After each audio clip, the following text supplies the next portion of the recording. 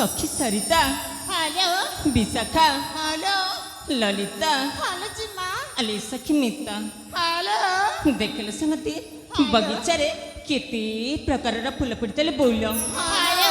हेले आखिटा कहीं गोलाप फूल को धाई जाइल सतरे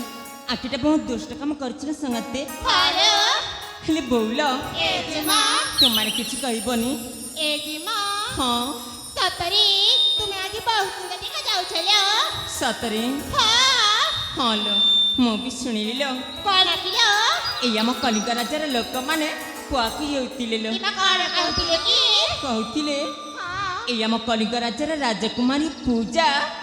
बहुत सुंदर बोली कुआकी होतिले लो सतरी लो सतरे मु कण एमती सुंदर देखा जाउची हाँ तुम सत कहछ बोल ए जिम्मा कलिंग राजा राजकुमारी हाँ। बहुत सुंदर सतरे जे बाथारे देखना बा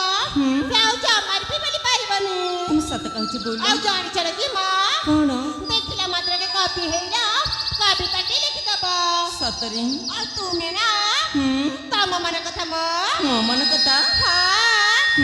आमा गले जति खोली की कहि दबा हाँ ताले आमे मते तुम पई कॉपी हेई कविता टी लिखि दबु तुम शुणिब हां ठीक अच्छे ताहले मन ध्यान देखी शुणी जाओ बोल